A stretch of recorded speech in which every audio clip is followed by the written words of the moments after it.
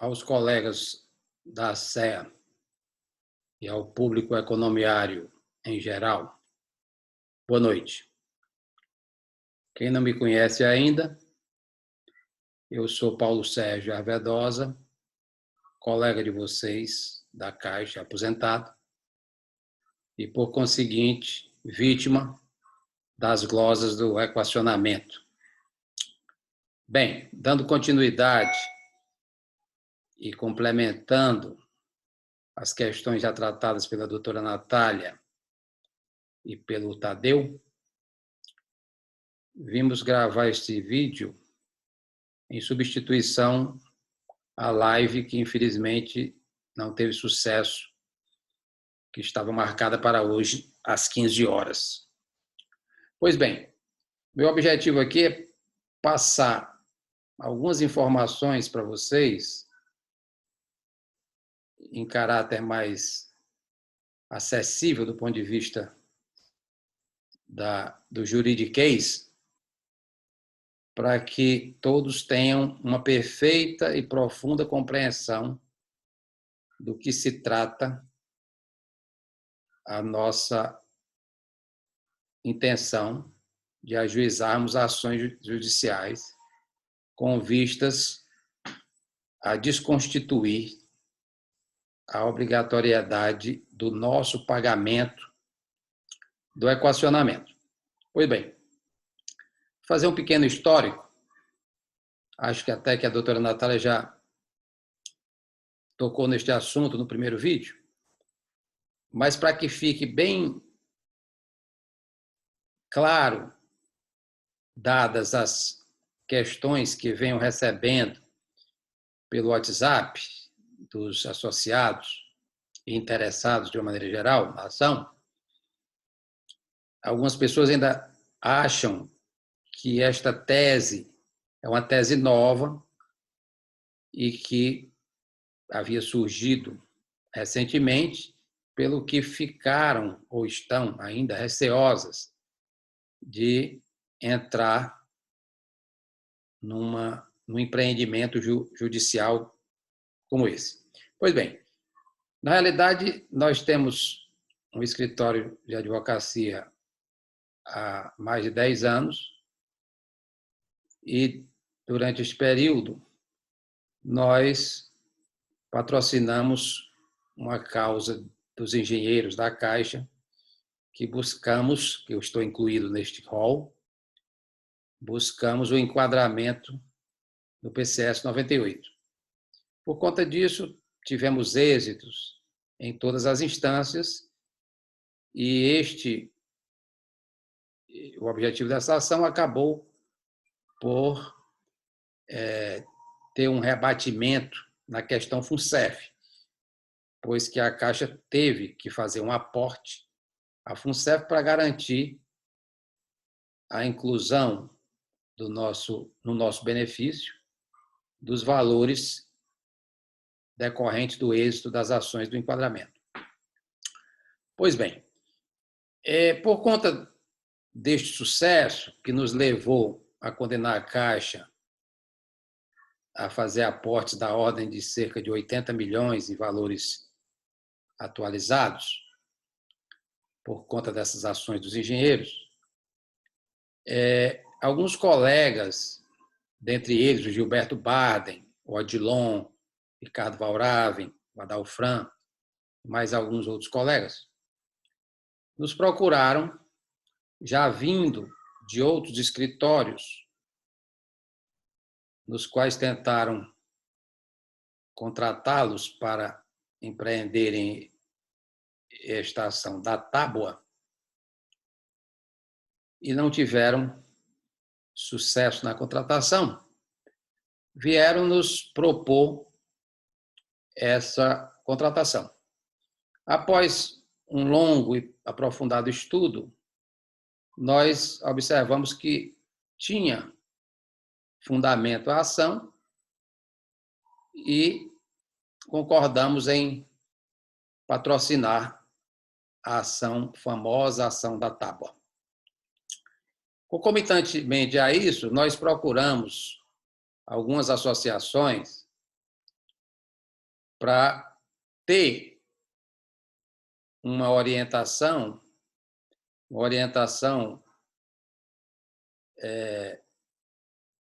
um patrocínio dessas associações para evitarmos inúmeras centenas, quiçá milhares de ações do mesmo tipo, quando ações mais individualizadas por associação poderiam cobrir um público maior. Pois bem, foi na época em que procuramos o Antônio Carlos, que era o então presidente da ASEA, e o Antônio Carlos nos passou que as associações estavam muito ressabiadas por esse assédio de advogados que eventualmente apareciam e vendiam um tipo de ação que estava sendo suscitada na época, mas que as respostas não tinham sido satisfatórias. Por conta disso, nós nos direcionamos no sentido de tocar as ações plurimas, ações em grupos de 5, 6 pessoas. Não perdemos a oportunidade de voltarmos à ASEA quando da mudança de administração e a sucessão do Antônio Carlos pelo Fernando. O Fernando nos abriu espaço para alguns encontros e algumas reuniões com a diretoria, mas sentimos que a SEA queria primeiro ver se essas ações individuais haveriam de obter sucesso.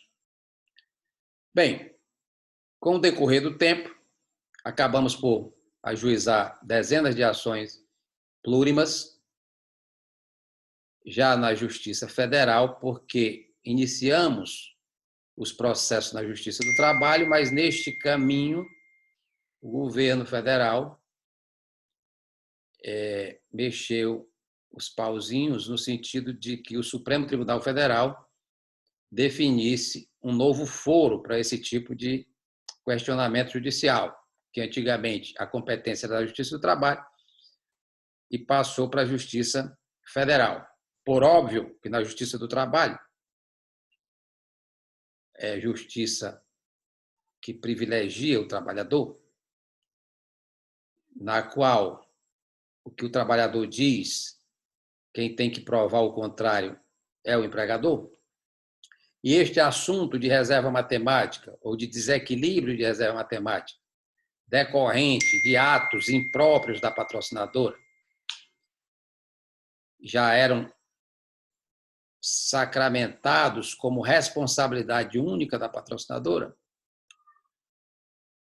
Por este motivo, e o governo federal sendo o patrão das maiores estatais que são patrocinadoras das maiores caixas de previdência, conseguiu modificar o foro desse tipo de questionamento para a Justiça Federal. Obviamente, o governo tinha tudo a ganhar, porque estaria mudando o foro, que já tinha a matéria como pacificada, para um foro, no caso da Justiça Federal, onde esse assunto ia ser inaugurado. Ou seja, todos os processos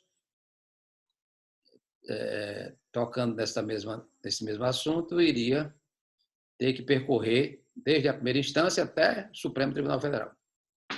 Pois bem, desistimos de todas as ações que tínhamos entrado na Justiça do Trabalho, passamos mais cerca de 1 ano aprofundando os estudos, porque na Justiça Federal, como eu disse agora, não é como na Justiça do Trabalho. A Justiça Federal, o que eu disser no papel e não provar, não adiantou nada. Então, eu precisava de documentos para pôr de pé uma tese que pudesse ter chance de êxito. Fomos a Brasília meia dúzia de vezes, procuramos a Caixa e a FUNCEF na busca desses documentos e não é preciso ficar surpreso de que não conseguimos ter acesso a essa documentação. Fomos à CGU, fomos à Previc, até que tivemos que protocolizar e abrir um processo administrativo no qual a gente pleiteava o acesso a essa documentação. Depois de muita luta, conseguimos o acesso a cerca de 1.300, 1.400 páginas de documento. E a partir desses documentos é que nós tivemos condição de buscar outros documentos mencionados no tronco desta árvore inicial, e ao juntarmos todo esse calhamaço, chegamos a algumas conclusões estarrecedoras. Pois bem, com essa documentação na mão, desenvolvemos uma nova petição inicial para atender os nossos clientes que haviam nos contratado e cujas ações a gente tinha pedido desistência na Justiça do Trabalho. Ingressamos na Justiça Federal e, após um longo e árduo trabalho, juntamente aos juízes e aos seus assessores, dado que trata-se de uma matéria muito hermética, muito técnica e nova para aquele fórum, nós praticamente nos mudamos para a Justiça Federal.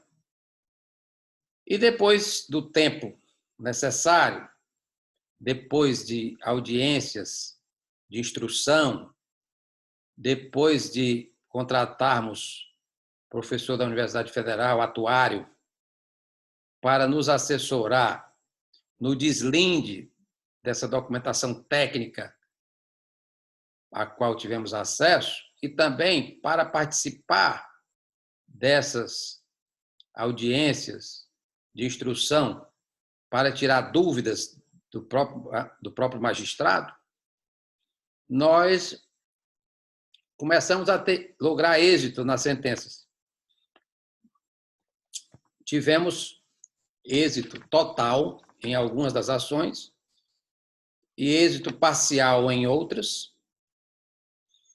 E esses êxitos acabaram por vazar nas redes sociais, momento em que fomos procurados por diversas associações Brasil afora, fomos convidados para darmos palestras sobre o assunto em São Paulo, em Minas Gerais, em Pernambuco e em Brasília. E, concomitantemente a isto, voltamos à ASEA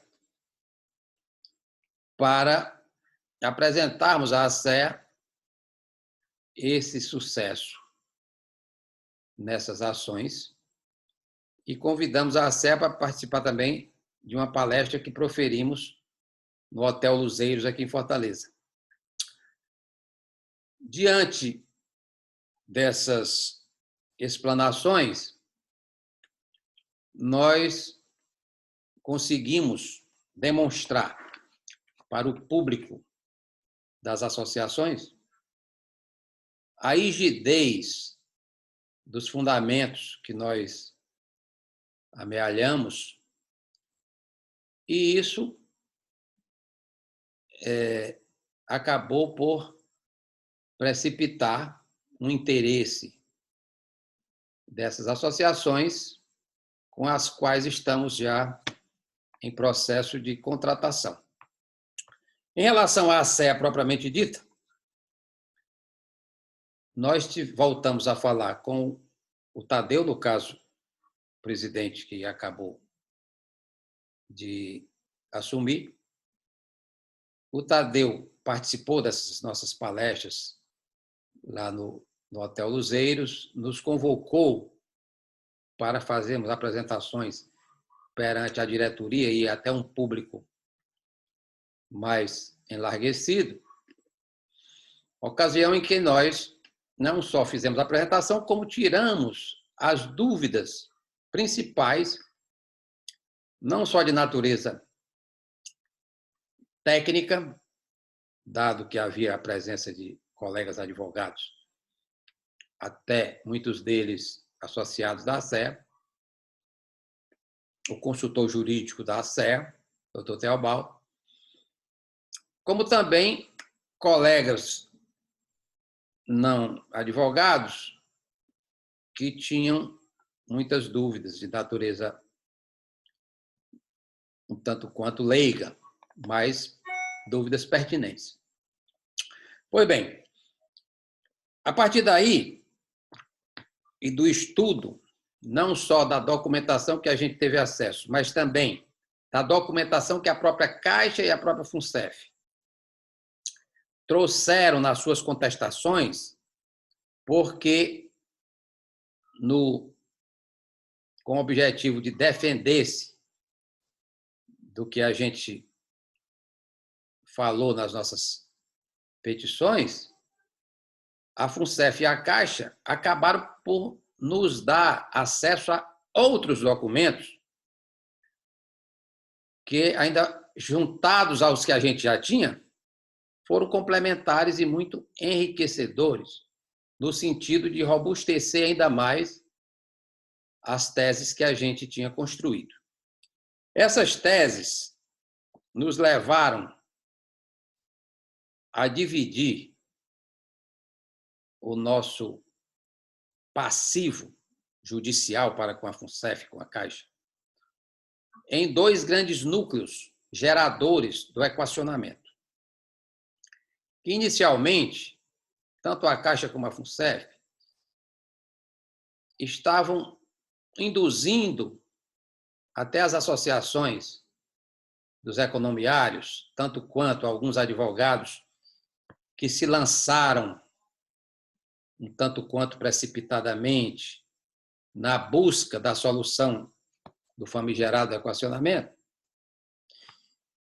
e levando a crer que a causa raiz do equacionamento teriam sido as gestões mais recentes da FUNCEF, que levaram ao tal escândalo da Greenfield. Nós recebemos, até da FUNCEF, não a FUNCEF institucionalmente, mas de algumas pessoas da FUNCEF, recebemos um pendrive com inquéritos da Greenfield que totalizavam cerca de 5.000 folhas. Estudamos esses inquéritos e, logo, em cotejo com as ações que já tinham sido ajuizadas Brasil afora, tendo como premissa e fundamento a questão da Greenfield, e verificando até que houve casos em que a tutela antecipada foi deferida e, com pouco tempo, cassada pelo Tribunal Superior, estudando os argumentos dessas associações, os fundamentos que se baseavam nas questões da Greenfield e os desdobramentos, quer as decisões iniciais dos magistrados, dando ou não dando a tutela antecipada, e os seus desdobramentos nos tribunais superiores, nós verificamos que o caminho não era esse. E concluímos o seguinte, que as ações da Greenfield, o fundamento da Greenfield, que seria a má gestão ou até a prática de corrupção na gestão dos recursos da FUNCEF, só teriam ou melhor, só estariam maduras a partir do momento que houvesse sentença criminal transitada em julgado, o que só poderia acontecer dentre 10 ou 12, 15 anos. Havendo essa condenação transitada em julgado, é que haveria o momento para que eu fosse em juízo cobrar reparações dos supostos condenados. Ora, se não estava ainda madura a tese, qualquer ação empreendida com este fundamento haveria de dar com os burros d'água, como realmente já começaram a dar. E, mesmo quando esta tese vier a amadurecer, ou seja, após longo tempo de processamento das ações criminais, e eu entrando com essas ações cíveis de reparação no momento em que as teses viessem a ficar maduras, e eu conseguindo sucesso nas minhas ações fundadas na Greenfield, no nosso entendimento, nós haveríamos de ter nadado para morrer na praia. Por quê? Porque eu estou falando de um equacionamento dimensionado em 19, 20 bilhões. Ainda que tenha havido desvios, corrupção por parte dos gestores, jamais esses gestores roubaram nem 10% disso. Que tenha sido 3%, 2%. Já que o recurso da Greenfield foi recurso aplicado nos fundos FIPS, e esses fundos tiveram destinação para aplicação, especialmente no pré-sal, na Sete Brasil, etc. Então, eu estaria no pior dos mundos. Eu teria aguardado o tempo necessário para que as ações criminais viessem a amadurecer, para depois entrar e, no fim, não ter o dinheiro para cobrir o equacionamento. Tendo isto como premissa, nós buscamos descobrir nessa documentação se existia ou se existiam outras razões que geraram o equacionamento. E, para surpresa nossa, que sempre pensamos que a FUNCEF era muito bem gerida durante os 30, 40 anos que nós contribuímos para o fundo, tanto quanto pensávamos, eu particularmente, que a Caixa sempre agia de boa fé e com a conduta exemplar. Bem, vimos que isto não era verdade e conseguimos dividir para evitarmos uma ação só, porque se entrássemos com uma ação só, tocando em diversas matérias distintas que levaram ao equacionamento, eu saberia que essa ação teria uma tramitação muito dificultada, dada a natureza, a complexidade e o hermetismo da matéria. Nós já tínhamos tido experiência da dificuldade que foi tocar as ações que falavam apenas da tábua. Bem, diante disso, a gente, estrategicamente, houve por bem tipificar as causas do equacionamento em dois grandes núcleos. Chamamos de ação tipo 1 e ação tipo 2. A ação tipo 1, a gente abrangeu a questão da tábua e a questão da rentabilidade, porque durante o estudo nós verificamos que a Caixa, no seu afã de provar para o grande público economiário, no momento do saldamento ou pré-saldamento, e de ter que comprovar perante os órgãos reguladores estatais de que o fundo estava equilibrado, ela empreendeu, salvo o melhor juízo, duas práticas, em tese, criminosas. Por um lado, para quem não sabe o que significa tábua de mortalidade, é a tábua que demonstra, a partir de dados coletados por um determinado público, uma determinada população em estudo, qual vai ser o tempo de vida daquela população. Isto é um parâmetro fundamental para os fundos de pensão. Porque se as pessoas morrem mais cedo, eu preciso de menos dinheiro para custear as suas aposentadorias. Se elas morrem mais tarde, eu preciso juntar um fundo mais robusto para que esse fundo persista até o final de vida dessa população beneficiária. A rentabilidade é exatamente o retorno dos investimentos que os fundos fazem com esse recurso acumulado. Então, você tem dois parâmetros essenciais. O parâmetro da tábua,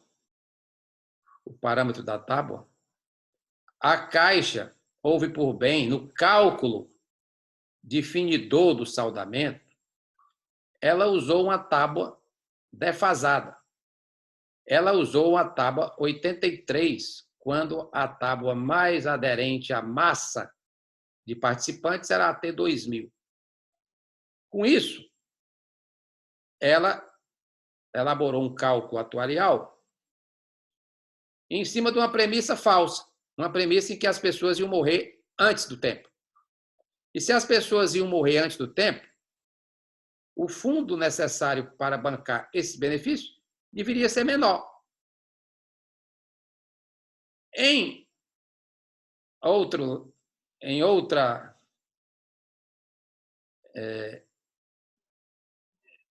Por outro lado, ela ainda incrementou artificialmente neste cálculo uma rentabilidade que ela dizia que conseguiria investir esse fundo é maior do que o mercado poderia dar.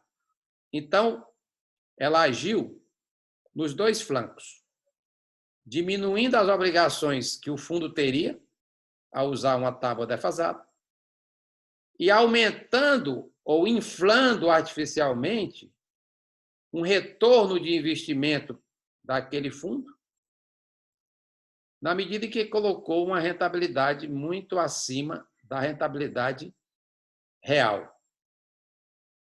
Com isso, ela simulou um equilíbrio que o fundo não tinha e correu para o abraço do saldamento.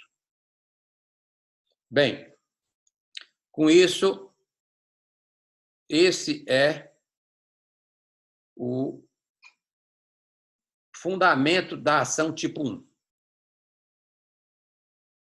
A ação tipo 2, ao nos aprofundar no estudo dessa documentação, nós tivemos a oportunidade de ver algumas ações judiciais, uma ação judicial principalmente de execução, que a FUNCEF foi obrigada a entrar contra a Caixa, uma ação que tinha para mais de 2.000 páginas e nós tivemos que nos aprofundar. E, a partir desse aprofundamento, nós tivemos que voltar a estudar desde a fundação da FUNCEF na década de 70, e seguimos de lá para cá verificando todos os eventos causadores de déficit que a Caixa punha por baixo do tapete. E como, na época, só entrava dinheiro, porque a população jovem só contribuía, esse déficit foi aparecer exatamente no momento em que essa massa de pessoas outrora jovens tornaram-se maduras e tiveram que se aposentar e foram buscar seu benefício. E aí vimos a consistência destes déficits que nós chamamos de passivo histórico. Então, hoje nós temos convicção de que o equacionamento não nos pertence como contribuintes que fomos, cumpridores de todas as nossas obrigações estatutárias. Em posse de toda esses elementos, nós nos colocamos perante as associações, dentre elas a ACE, que, após estudos, conversas, discussões, dúvidas, perguntas, conseguiram, no nosso entendimento, exaurir todos os receios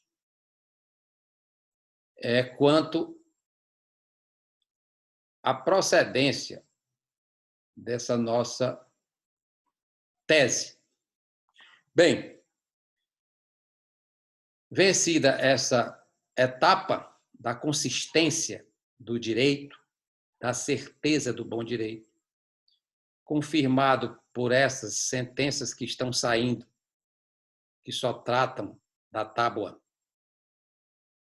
e para cujo sucesso nós não usamos nem 10% da documentação que nós conseguimos ao longo do desenvolvimento desses processos, daí a gente dizer que a próxima ação que nós vamos ajuizar, que tudo indica que será da SEA, é a ação 3.0, porque é a ação que vai tratar da matéria abordada na tipo 1, outra ação tipo 2. Na realidade, a ação tipo 1, nós temos que entrar com 3 tipos de processo. O processo para alcançar o público do Reg Replan saudado, outra ação para abranger o público do Reg Replan não saudado e a ação para alcançar o pessoal do REB. O pessoal do REB foi tão prejudicado que a Caixa fez o cálculo da reserva matemática deles usando a T49. Para vocês terem uma noção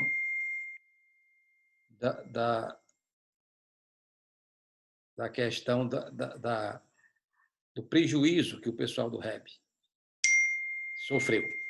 Bem, já a tipo 2, como se trata de um passivo histórico pré-saldamento, ainda não existia ninguém sequer do REB, porque esses déficits, parte deles, se originaram antes mesmo da criação do REB.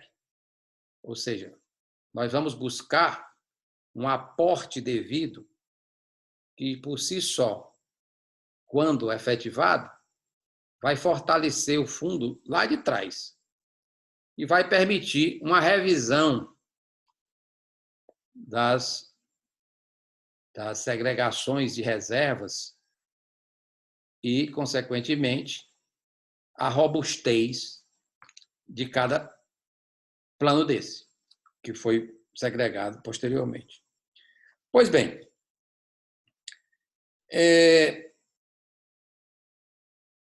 muitas pessoas, de ontem para hoje,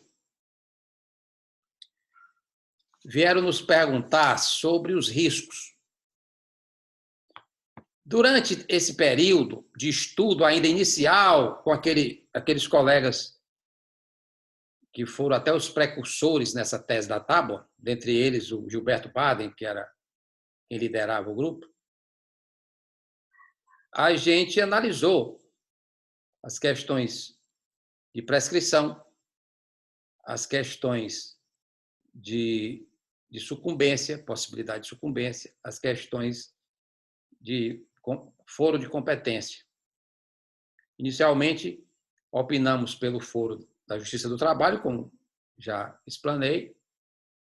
Verificamos que a prescrição não tinha se concretizado e ficamos com a questão da sucumbência para resolver. Como no caso dele se tratava de ação individuais plurimas, são ações que efetivamente, em caso de insucesso, gerar alguma condenação em sucumbência. Por óbvio, nós alertamos isso aos nossos contratantes, mas por razão de responsabilidade, nós tomamos todas as medidas para minimizar um eventual efeito dessa natureza.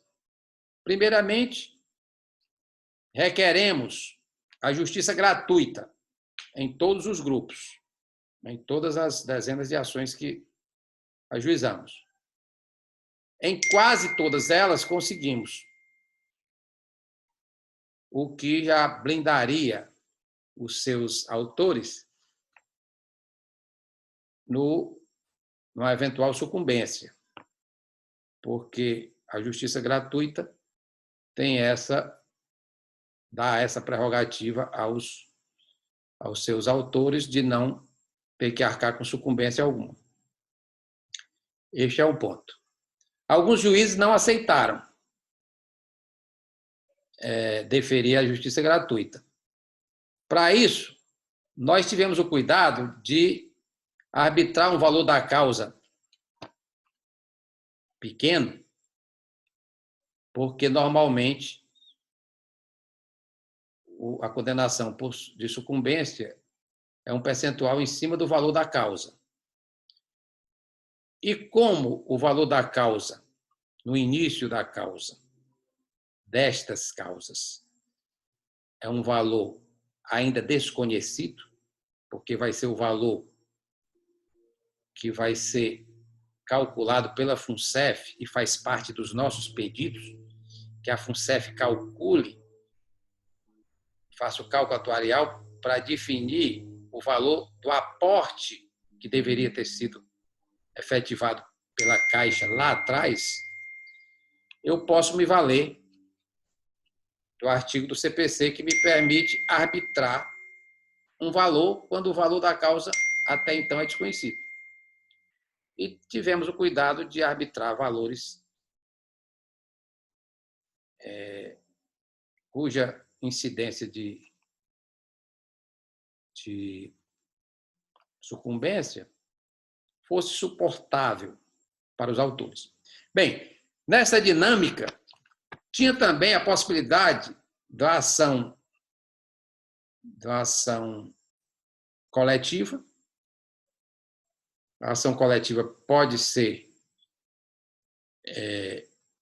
ajuizada por associações, mas a ação coletiva ela também sofre dessa questão da possibilidade de sucumbência, porque a ação coletiva ela é nominativa. Você tem que juntar a listagem das pessoas que vão ser eventuais vencedoras ou ou perdedoras, né? Nesse desdobramento desse tempo, nós tivemos conhecimento que o STJ e o Supremo Tribunal Federal dotaram as associações da prerrogativa de empreenderem ações civis públicas. E a ação civil pública, ela blinda a parte autora de eventuais sucumbências e de custas judiciais. Com isso, a gente já levou o pacote para as associações, dentre elas a ACE, o pacote indicando umas ações civis públicas. Bem, o pacote está arrumado no colo da associação e ele contempla teses extremamente robustas e ainda empacotado com a embalagem bastante protetora de quem eventualmente optar por patrocinar a causa. Tá certo? Bem, diante disso, nos foi perguntado também quais eram os nossos pedidos. O que é que efetivamente a gente busca com essas ações?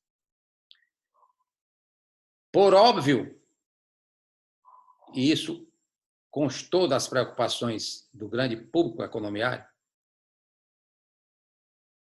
que nós não pedimos a condenação da FUNCEF em termos financeiros. Nós colocamos a FUNCEF no polo passivo com o objetivo apenas de obrigá-la a fazer os cálculos atuariais, a receber o dinheiro dos eventuais aportes, objeto das condenações requeridas à Caixa, e depois que ela se obrigue, após ter recebido o recurso dos aportes, recalcule o equacionamento, diminuindo os valores cobrados dos seus participantes. Eventualmente até extinga. Se o valor de um aporte ou de outro, ou dos dois, das duas naturezas buscadas nas ações tipo 1 e tipo 2, se individualmente esses aportes forem suficientes para extinguir o equacionamento, ótimo, que ela receba o dinheiro e extinga. Pedimos também a condenação da FUNCEF para nos devolver aos inativos aquilo que ela cobrou de equacionamento durante todo esse período, a partir da implantação do equacionamento até a data que ela receber esses aportes. Ou seja, ela não terá nenhum prejuízo, porque em recebendo o aporte, o equacionamento não teria sido necessário. Então, o dinheiro que ela retirou dos nossos contra-cheques foram recolhidos e retidos indevidamente. Então, que ela nos devolva. Quanto à Caixa, nós estamos requerendo a condenação dela para que ela faça o aporte à FUNCEF, que ela devolva os valores que ela reteve indevidamente nos contra-cheques dos ativos, tá certo? E que ela pare de cobrar equacionamento dos ativos, já que é ela que faz a gestão dos contra-cheques dos empregados ativos dela. Pedimos também ao magistrado a condenação da Caixa em danos morais. Nessas ações, nessas sentenças que já obtivemos, que nos deram total procedência, nós pedimos R$ 100.000 para cada autor de dano moral e temos tido deferidos pelo juiz um dano moral de 50 mil por pessoa. Bem, pedimos também, sabedores que uma ação dessa vai demorar muito tempo, cerca de 10, 12, 15 anos, e sabendo da nossa premência, e não só de uma premência por conta dos valores retirados mês a mês, também por conta da idade das pessoas. Tem todo aí um código do idoso, estatuto do idoso, e toda uma conjuntura, que não precisa ser aqui descrita, que todos nós somos conhecedores, que todos, quando vamos ficando mais idosos, as demandas por medicamentos, por alimentações especiais, por fisioterapias, exames, etc. e tal, e até de cuidadores, isso é uma realidade da qual ninguém pode fugir. E deixar para receber isso daqui a 15 anos, em alguns casos, não vai surtir mais nenhum efeito, dado que alguns já podem ter até morrido. Baseado nesta premissa, nós temos fortalecido nosso pedido junto ao juiz, devido ao famoso periculum in mora, o perigo da demora na concessão da decisão judicial. E aí, o que é que a gente pede na tutela antecipada? Nós usamos uma estratégia, conhecedores do judiciário e até da psicologia dos juízes, que são pessoas iguais a nós mesmos, dar uma tutela antecipada no valor de 10, 15, 20 bilhões significa determinar que a Caixa, de imediato, em primeira instância, pague à FUNCEF 10, 15, 20 bilhões. Ora, é muito difícil um juiz, em primeira instância, obrigar a parte ré a arcar com tamanho ônus, sabedor que essa sentença pode ser modificada na segunda, terceira e até quarta instância. E ainda que ele seja muito corajoso e muito convicto e dê essa decisão, facilmente a Caixa conseguiria chegar no Tribunal Federal e explicar para os magistrados, para os desembargadores, que essa decisão seria totalmente satisfativa. E se lá na frente ela conseguir reverter a decisão, quem iria pagar esse prejuízo a ela? Bem, com isso, a gente partiu dessa premissa e, em busca de uma maior probabilidade na eficácia do nosso pedido, a gente pediu para o juiz que ele determinasse, uma vez condenando a Caixa em tudo isso que a gente pediu, é porque o nosso direito, ele considerou ser o direito bom. Então, que em se tratando do direito bom e tendo em vista a situação de necessidade dos autores, idosos, na sua maioria, portadores, inclusive, de doenças graves, doenças crônicas, que ele obrigasse a Caixa a ficar pagando o valor do equacionamento mensal de cada um desses autores até o trânsito em julgado. Ou seja, num grupo de 5, que se tem aí um valor de R$10.000, 2.000 para cada um de equacionamento, que no orçamento do economiário R$2.000 pesa,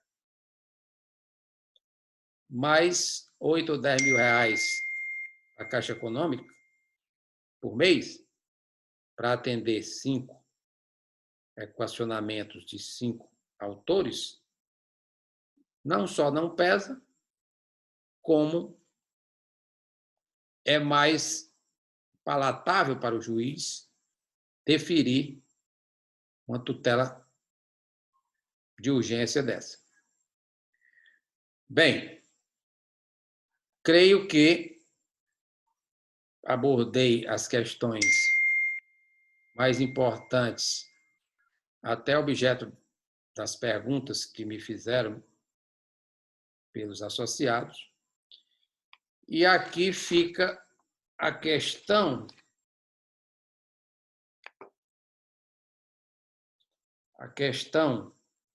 dos honorários.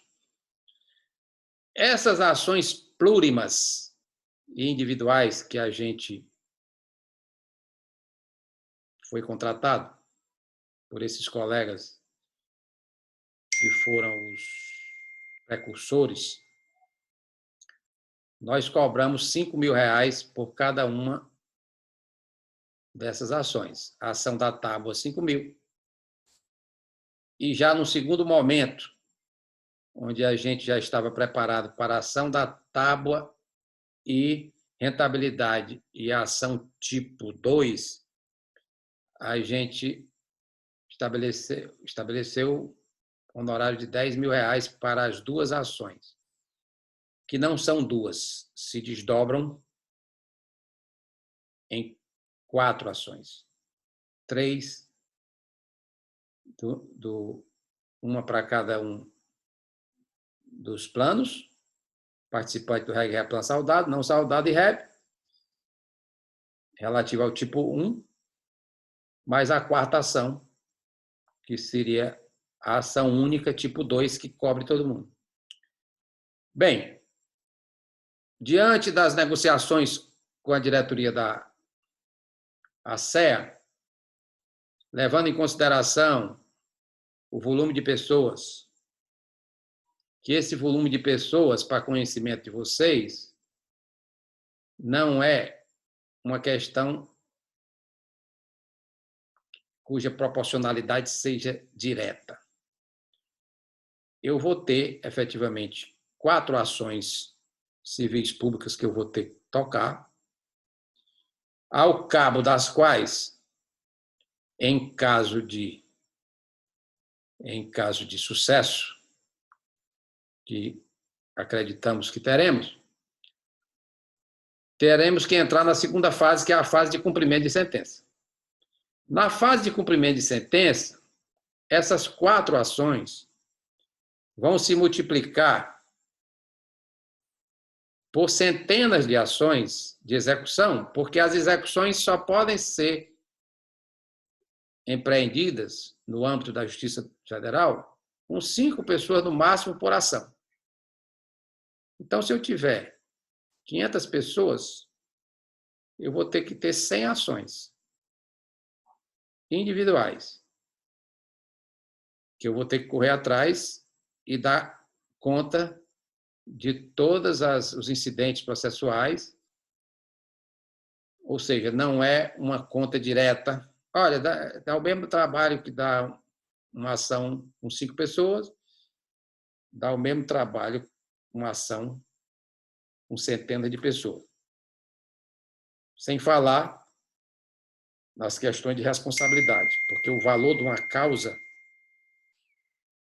ela se atrela à responsabilidade, porque se o advogado sucumbir por culpa dele, por uma negligência ou um erro, que qualquer profissional está sujeito, inclusive os médicos, você fazer um acordo com 4, 5 pessoas que você gerou um dano é diferente de você indenizar um dano para 100 pessoas, 200 pessoas, 300 pessoas, 500 pessoas. Tudo aí tem os seus prós e seus contras. E a questão do segundo momento da ação, que é o que eu falei do cumprimento de sentença, que aí essas ações se multiplicam por exigência da Justiça Federal, que não aceita ações com mais de 5 pessoas por unidade. E cada ação assume uma dinâmica própria. Bem, dito isso, negociação vai, negociação vem, chegamos a um valor de R$2.000 para cobrir essas 4 ações que nós vamos empreender. R$2.000 por associado. E aí chegamos a um novo ponto de discussão, levantado pela diretoria da SER, que era a questão de como os associados iriam pagar, dadas as condições de dificuldade que todos se encontram.